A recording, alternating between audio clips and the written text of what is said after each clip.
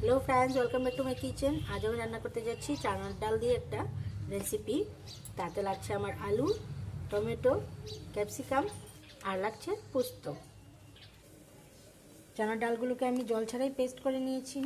আমি এদিকে কিছু পোস্ত আমি রোস্ট করে নিচ্ছি।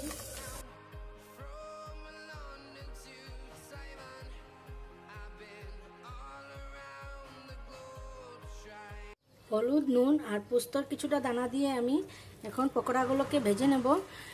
চাইলে আপনারা কাঁচা লঙ্কা কুচিও দিতে পারেন।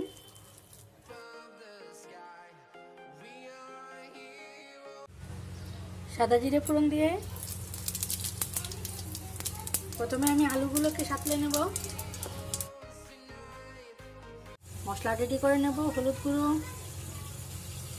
শুকনো লঙ্কার গুঁড়ো, জিরে গুঁড়ো, নুনটাও দিয়ে দেবো। তার সাথে একটু কাঁচা লঙ্কা পেস্টও দিয়ে দেবো। আলুগুলো ভাজা ভাজা হয়ে গেছে, আমি দিয়ে দেবো টমেটো আর ক্যাপসিকাম।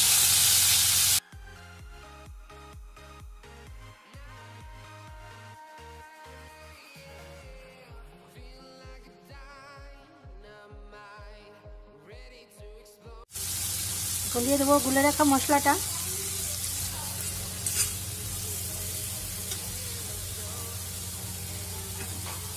মশলার সাথে দিয়ে দেবো পকোড়াগুলো।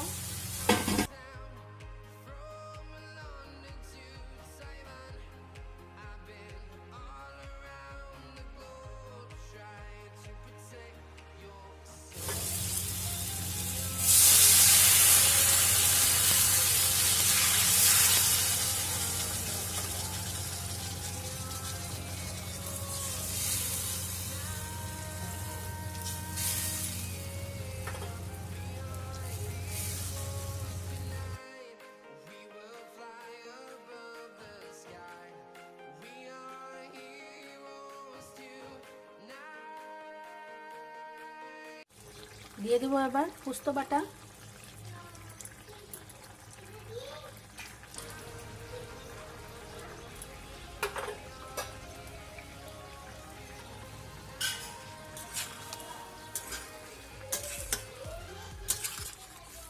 পোস্ত দিয়ে বেশি সময় রাখা যাবে না, তাই দিয়ে দিচ্ছি গরম মশলা থেতো করে রেখেছিলাম।